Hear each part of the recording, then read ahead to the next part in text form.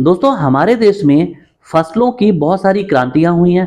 क्रांतियों का मतलब है कि जब भी जो क्रांति की गई है उस समय उस फसल को बढ़ावा देना, यानी कि उसके प्रोडक्शन में काफी ज्यादा बढ़ोतरी हो, इसके लिए फसलों की क्रांतियां की गई हैं। अब बहुत सारी ऐसी क्रांतियां हैं जिनसे पेपर में क्वेश्चन पूछे जाते हैं और इसमें ज्यादातर यह पूछा जाता है कि किस क्रांति का संबंध किस फसल से है और यह कब हुई थी। कभी कभी ऐसा भी पूछ लेते हैं। तो जितनी भी क्रांतियां अभी तक हुई हैं फसलों से संबंधित, वो मैं आपको आज बताता हूं और इनका संबंध किन फसलों से वो भी आज डिस्कस करेंगे। तो चलिए शुरू करते हैं आज का लेक्चर। सबसे पहले हम बात करते हैं हरित क्रांति की। हरित क्रांति को इंग्लिश में ग्रीन रेवोल्यूशन कहा जाता है। हरित क्रांति का संबंध कुल खाद्यान्न से है। खाद्यान्न का मतलब होता है फूड ग्रेन, है ना। फूड ग्रेन से मतलब है कि जो भी खाने वाले अनाज होते हैं जैसे गेहूं चावल जैसी चीजें, ये सब खाद्यान्न में आते हैं। तो इसमें कुल मिलाकर जो भी खाद्यान्न था सबके लिए काम किया गया था, लेकिन मुख्य रूप से इसमें गेहूं और चावल जैसी फसल शामिल की गई थी। तो हरित क्रांति का संबंध किससे है?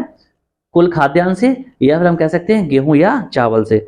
इसके अलावा अगला है नीली क्रांति।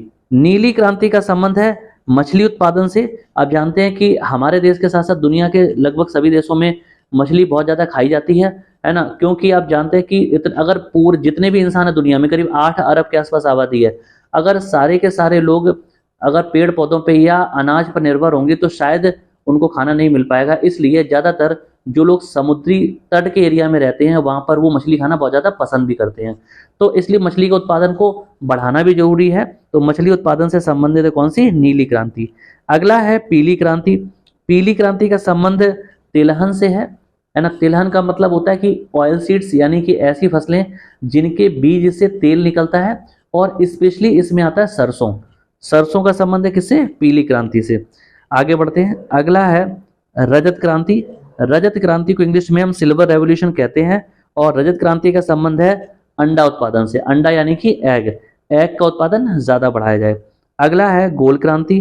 गोल क्रांति का संबंध है आलू उत्पादन से। जी हाँ, आलू यानी कि पोटैटो का उत्पादन ज्यादा से ज्यादा किया जाए, ऐसा किसमें कहा गया था? गोल क्रांति में, यानी कि राउंड रेवोल्यूशन में। अगला है श्वेत क्रांति। श्वेत क्रांति यानी कि व्हाइट रेवोल्यूशन।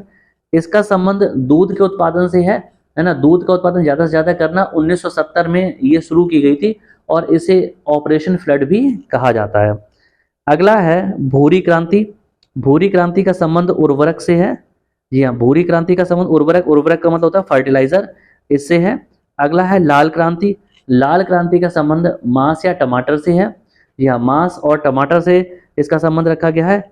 अगला है गुलाबी क्रांति। गुलाबी क्रांति को हम पिंक रेवोल्यूशन भी कहते हैं इंग्लिश में, और इसका संबंध झींगा से है। जी हाँ, झींगा वास्तव में मछली नहीं है, लेकिन मछली की तरह दिखने वाला एक जीव है। अगला है सुनहरी क्रांति। सुनहरी क्रांति का संबंध फलों के उत्पादन से है, या हम कह सकते हैं बागवानी से है। फल या बागवानी। ठीक है जी, आगे बढ़े। अगला है इसके बाद इंद्रधनुषी क्रांति। इंद्रधनुषी क्रांति का संबंध समस्त फसलों से है। जितनी भी फसलें होती उनसे इसका संबंध है इंद्रधनुषी क्रांति का। अगला है बादामी क्रांति। बादामी क्रांति का संबंध मसाला उत्पादन से है।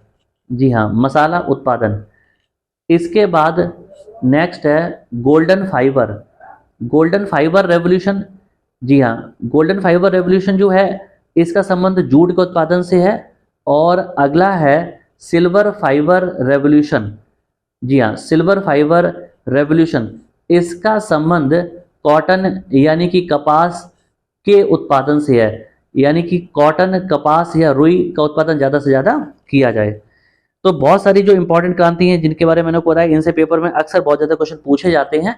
अगर आपको ये टॉपिक अच्छा लगा तो कमेंट करके जरूर बताएं, ताकि ऐसे ही पिक्चर फॉर्म में मैं आपके लिए और ज्यादा क्लासेस बना सकूं। Thank you. जय हिंद।